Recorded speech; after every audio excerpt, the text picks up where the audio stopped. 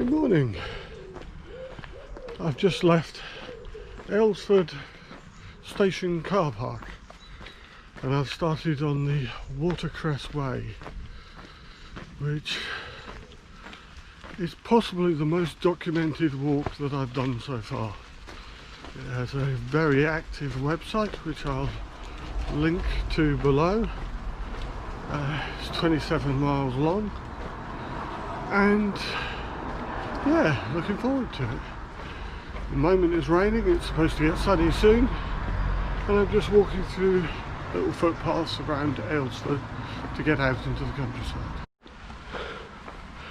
You come out of Alresford on the B3047, which is a very pleasant tree-lined avenue with a nice path for walking on. The way itself starts at the Watercress Historic Railway Station, where you can park for £1.50 for a complete day, so that's a bargain too. Although it only takes cash, which is worth noting in these times. I have to assume that this is a watercress bed, hence the trail's name. Makes sense, really. There isn't really a lot that I can tell you about the Watercress Way that isn't listed on their website. I'm using the Long Distance Walkers Association GPX as always, and this trail does change. They seem to be developing it quite a lot. On the website they give you details of circular walks, all the car parks, everything. It really is the best website I've come across for a trail so far. Even next month I'm doing the South Downs Way and I still haven't found anything as good as this one. I have a confession, my back is killing me. This morning I had real difficulty putting on my socks, so I'm hoping that I can complete this walk. There are a couple of get outs, particularly between miles 12 and 18, which would allow me to take 6 miles off if I need to. Time is very much an issue here. I've worked out it's going to take me 9 hours to do the trail. It took me an hour to get here, an hour to get home. It's a bit of a commitment, this trail, it really is. But so far, I'm only 2 miles in. It's very pretty.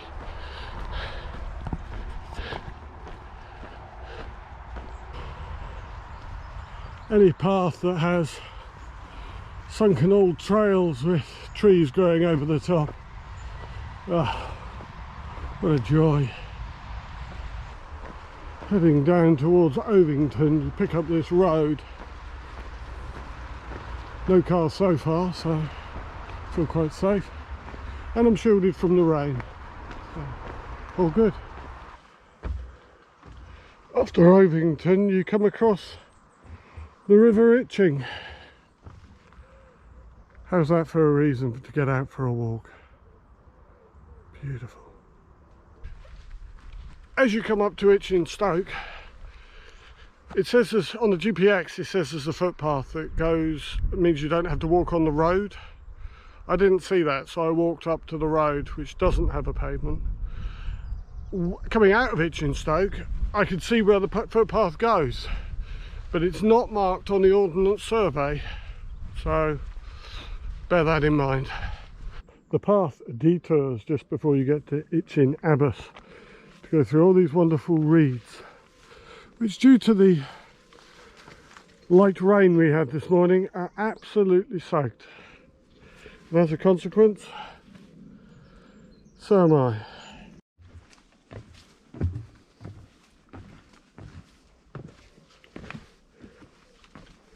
Take care. Yes, it does wobble. As you rise up to the road before Itching Abbas, it looks like the path goes along the road, but it doesn't. It runs along this really nice path. The signage has been good, except where the path follows something like the Itchin, the St Swithun's and the Allen King's Way, where sometimes it just seems to think you've got enough signs, which true probably, but they do seem to be lacking when you're following another path. But I haven't got lost. I'm enjoying it. Now walking along this lovely disused railway that links Itchin, Abbas and Martyrworthy. Having just wandered around a bit because the GPX I'm using actually goes the wrong way and I was blindly following it instead of looking at the very clear and obvious Watercress Way signs, which is a lesson learned. There really is a lot of information that provided by these people. They really have gone to it. They call it the current walking route because I think they keep developing it. But yeah, well worth going to their website. This is the point where we leave the disused railway, which is a shame. It's been really nice walking on it. From the disused railway line into Martyrworthy, you're walking on the road. Not very busy at all. Martyrworthy is very pretty. Enjoyed looking at the cottages and the backs of houses as I walked through, but not particularly comfortable videoing people's houses, to be honest. So you just have to walk there yourself or take my word for it. But it is a very pretty place. So now we're back into open countryside. When I came along here before lockdown earlier this year, this was very different.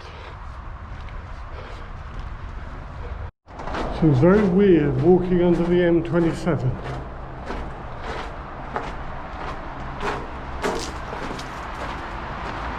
At Abbotsworthy Mill, we said goodbye to the Itchin Way. We're still on the St Swithun's Way and the Allen King's Way. Yeah. And here at the A33 it looks like we all split ways.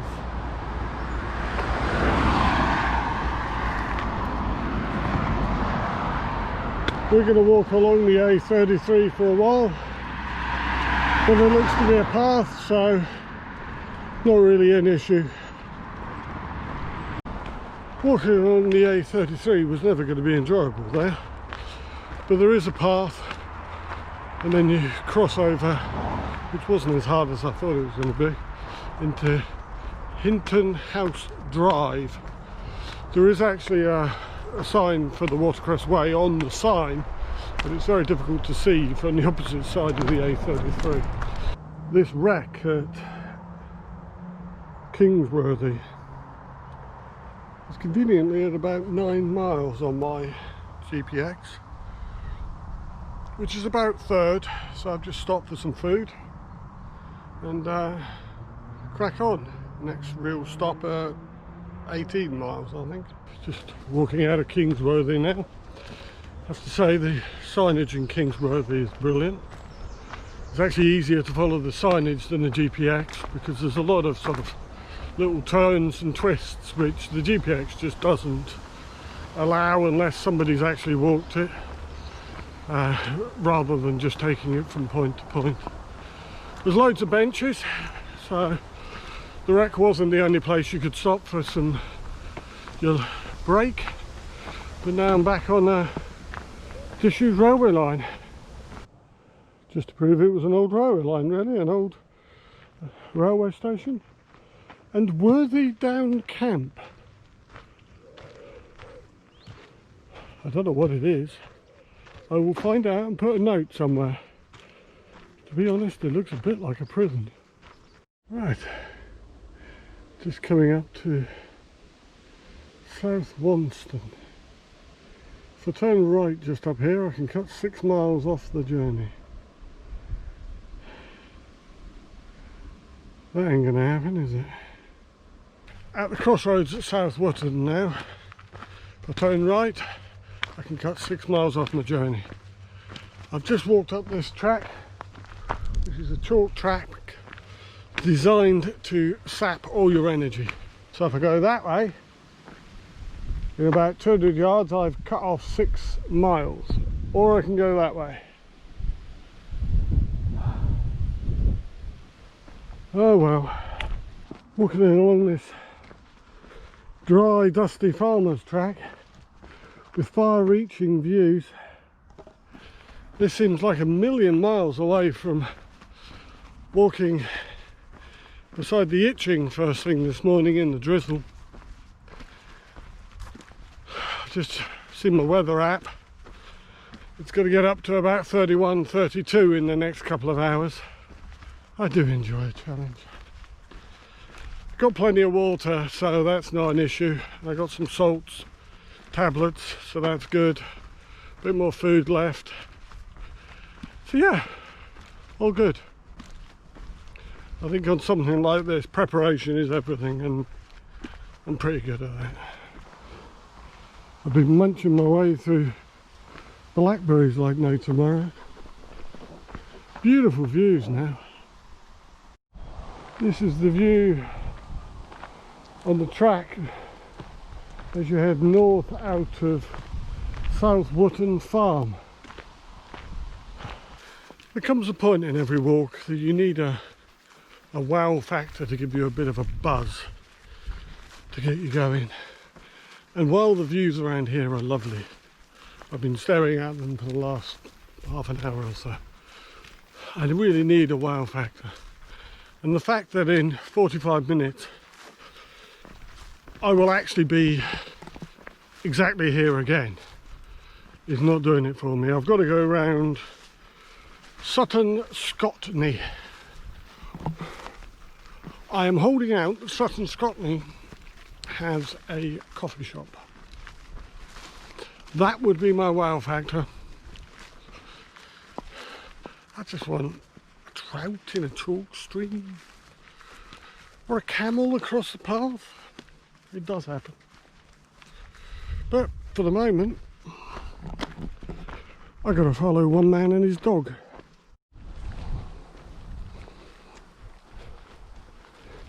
I'm following the signage as opposed to my GPX out of Sutton Scotney. And I'm glad I'm a trekking pole because there's quite a lot of brambles. It's quite overgrown. Probably as a result of lockdown, I would have thought. After the end of that slightly overgrown path, you come to the road and you turn left and go up toward Wanston and rejoining what was the GPX that I took off the Long Distance Walkers Association. I don't think the Long Distance Walkers Association one was wrong when it was put up there. I do think that they've developed the Watercress Way and it has changed.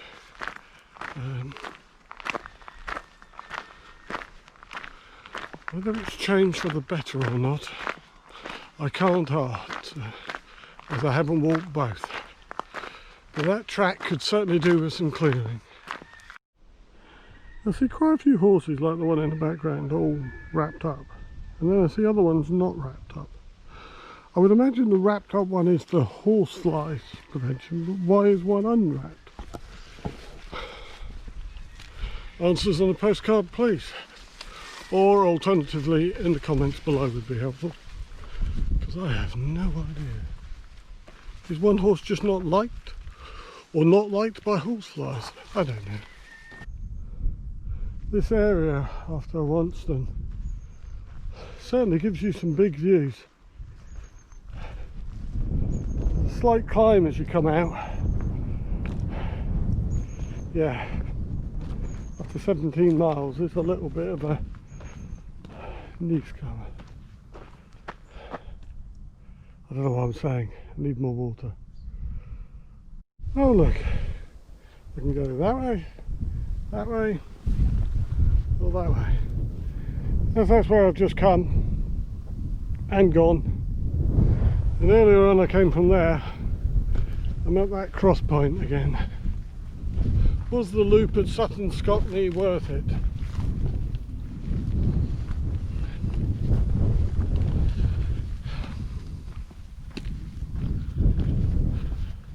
I didn't see any wow factor, and because of the alteration of the path I didn't get a cup of coffee either, so it's a no from me.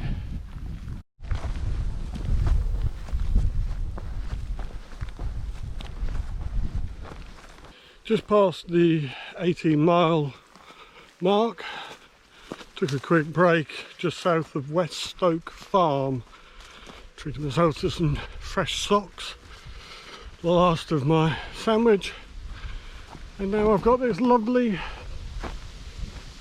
path to walk up.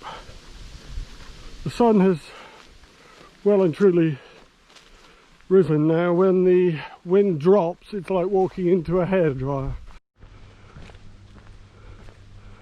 This may not look like much, but after dusty tracks with no shade, this is an oasis. It's lovely and cool in here, and dappled sun, just lovely. These drove roads crisscross the counties. It used to be said that you could take a drover road all the way up to the centre of London. It's what they used to transport the cattle on for market. I'm on this now for 3 miles, which is nice. Don't have to bother looking at the map. Just look at that view. Goes on for miles. I'm at 20 miles in now. Got about 7 more to do. I've sort of entered that zone where, yeah, I could just carry on now. Everything's aching as much as it's going to ache. Nothing's aching too bad. Even my backache seems to have gone, which is nice. So yeah, really enjoying it at the moment. Not to say I won't enjoy it when I get to 27 miles and can get in my car. You turn a corner and you just see the drove road going on. I've walked a mile of this drove road. I've got another 2 miles of it left. It just stretches on in front of you. This is definitely a case of be careful what you wish for. I was getting a bit bored of the drover's track, and I was hoping it would end soon. And then you cross over the A33, which I thought would kill me, but actually was quite easy. And the drover's track changes to, yeah, just a road without a pavement. And there are vehicles on this road.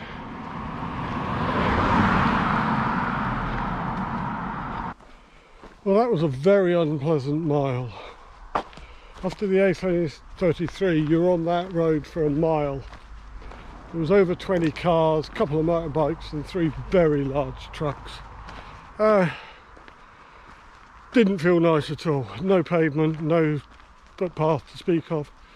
I think they could put signs up to say that there would be walkers in the road, but there was nothing I could see, to be honest. Didn't enjoy that at all.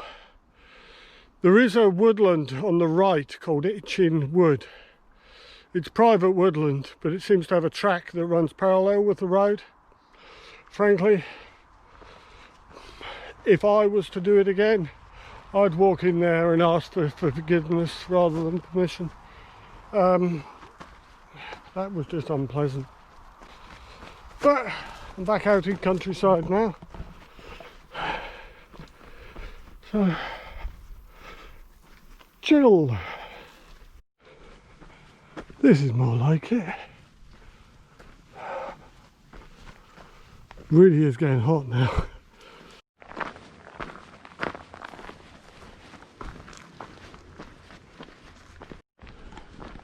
Now on the Alresford Way. What do you think of that for views? Oh, 3 and a bit miles to go now.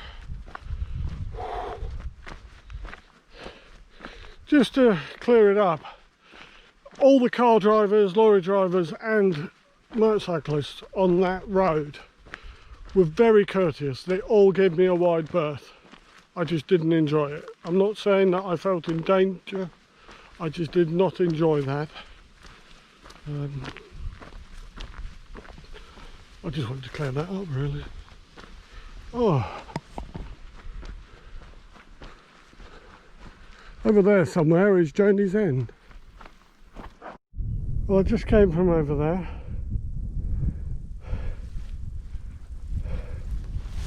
What a view. I'm going over there.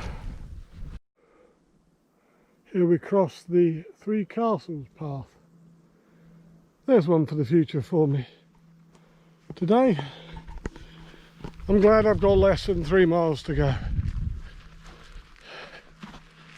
It's been a good walk. If you want to see me doing more walks like this, check out my YouTube channel, subscribe, comment below if there's walks that you would like me to do. As for this one, it's a challenge. It is a challenge in a day. But I would seriously recommend checking out the Watercress website. The link is below. They've got loads of information about shorter parts of it that you can do, parking and all sorts.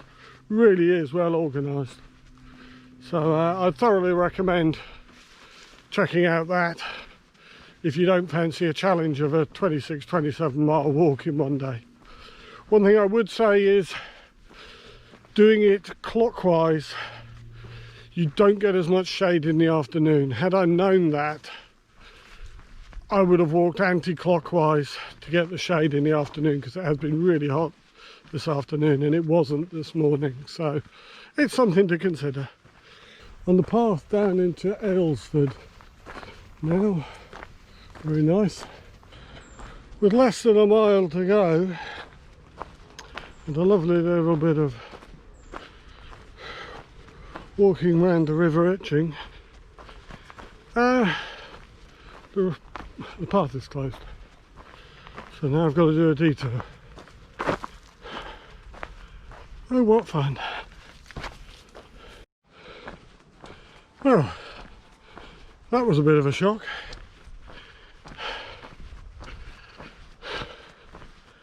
I'm sure there was probably something on the Watercress Way website, another reason to look at it. I've gone across to Pingleston Farm in the hope that I can pick up the trail shortly after that. A little bit of road walking, we'll see how that works out. Yeah, opportunity to see more watercress farming.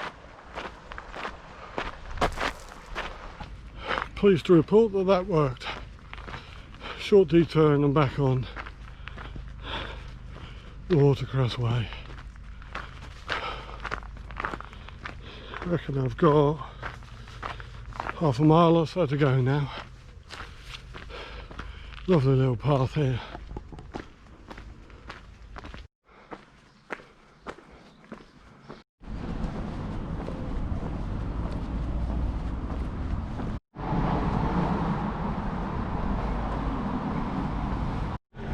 Well, this has been Walking with Jonathan.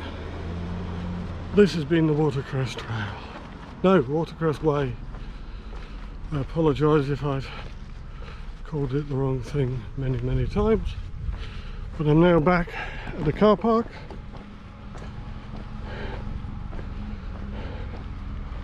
Back where I started.